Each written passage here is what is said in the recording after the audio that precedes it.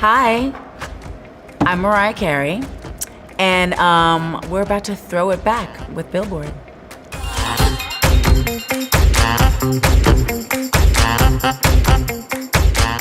Yay!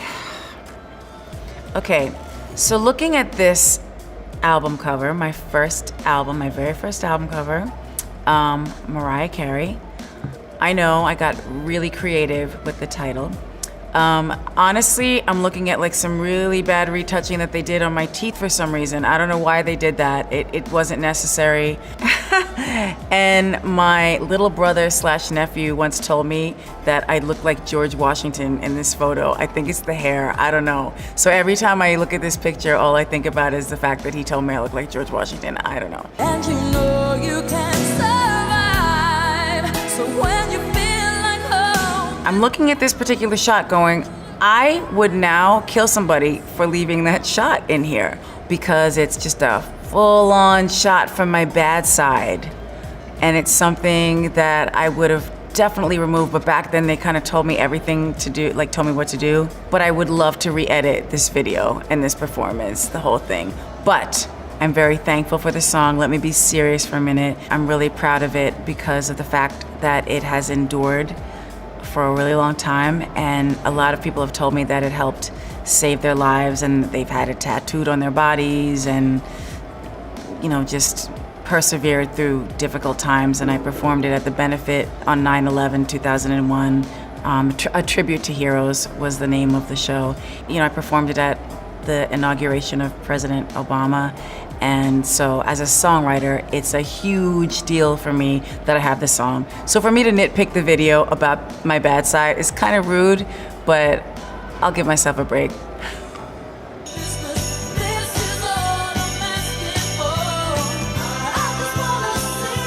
This is so festive. You can't say it's not festive. I don't love every shot in this video, but it's the first Christmas song I ever wrote, and it makes me happy every single year that I listen to it. And when people tell me that I'm a part of their holiday celebrations and that I have been part of their holiday memories and that we're gonna continue doing this, and when I meet little kids and they're singing the song to me and they're like 4 years old, it's the most incredible feeling ever. So thank you anybody out there that's ever heard and loved the song. Okay, I rode the roller coaster at Rye Playland like I don't know how many times to do this video. I directed this video actually. I don't know if anybody really knows that or what they know. And then when ODB was there, it was his idea to put on the wig and to like tie up the clown. But I had one of the best times making a video prior to like the next chapter of my life, which was the Butterfly era and Honey and all those videos that followed that. I had a great time because I got to ride the roller coaster that many times, and I love riding roller coasters. And I got to hang out with ODB upstate New York when he went wig shopping, and we just had the best time ever. So Heartbreaker is one of my favorite videos that I've ever done. I had the best time. We recreated, I don't know how to explain it. We created a character called Bianca. Christopher Buckle, the fabulous Christopher Buckle, did a total transformation of me and created this version of me, dark-haired version, the villainous version of Mariah Carey, and her name is Bianca. And we have a fight scene. Jackie Chan choreographed the fight scene, and it was so much fun. Oh, also, I ripped off the top of my jeans for this video, and I noticed that the low, whatever you want to call it, low rider, what are they called? Like the jeans with like a lower, because other than that, the jeans people were wearing were like high-waisted, and I was like, why? Why are we doing a high-waisted jean? That's not flattering. I didn't understand it. So me and my stylist, then stylist Tanya Twist, may she rest in peace, we kind of like cut the top of the jeans off and ripped them off, and we cut them and then ripped them. And then I did the video with those jeans on, and afterwards I went to the studio, and I remember DJ Clue and my friend Tracy were there, and they were like, where'd you get the jeans? And then I noticed like the next, really soon after, that all these designers were doing the same cut of jeans, and I'm like, why did nobody patent this? But it was okay. I made it through, and I still hate high-waisted jeans. One of my favorite collaborations I've ever done was with the incomparable Whitney Houston. We did a song for the movie The Prince of Egypt called When You Believe. I'm looking at this picture, which is from our live performance at the Oscars. And Miss Debbie Allen, who I love with all my heart, told us that we both had to wear white. And I was like, okay. So I remember that Joan Rivers made me feel horrible she was like, I heard you gained weight, but you look great to me. And I'm like, thank you. Now I have to go sing live at the Oscars with Whitney Houston on stage in front of the entire world. But anyway, God bless her.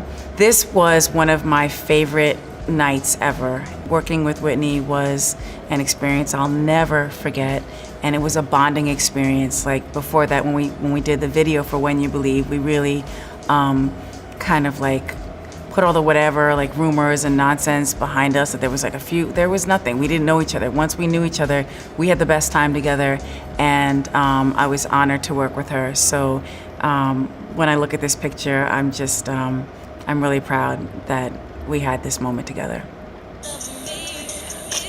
Okay, so there's a lot of things I could say about this video. When I got together with Jermaine Dupri for the album, The Emancipation of Mimi, I had already written and collaborated with a lot of other people for that album. And then L.A. Reid said to me, have you gone in with Jermaine? Like, what's up with that? And the truth is, I hadn't gone in with Jermaine yet for that album.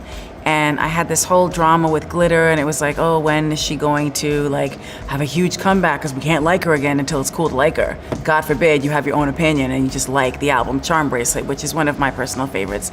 But anyway, when we wrote this song, it was the most focused writing session we ever had together. I was like listening to The Rough all the way home on the airplane, and I was like, there is something special about this song. And then it became, I think, the #1 song of the decade for the early 2000s on the Billboard charts.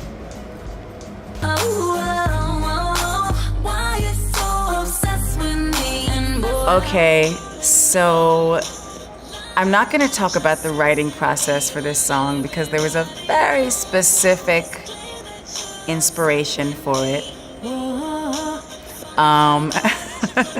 And I had the best time making this video because, once again, Christopher Buckle created this character, which is not anybody specific, but it is the stalker, the male stalker. And I've never, ever, ever put on any kind of like, even a blazer. Like, I don't do that. So this was a huge moment. And even like now that I have twins, and my twins are 8 years old, and they look at this and they're like, how is that you?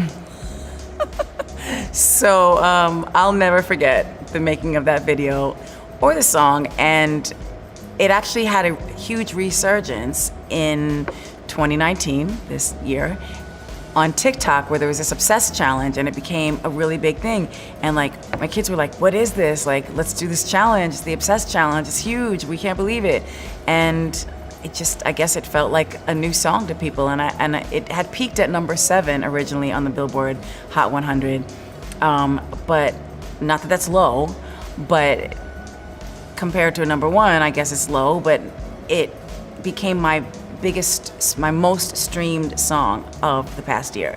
So that's kind of a big deal, considering that it came out in 2009. So, fun facts about Obsessed.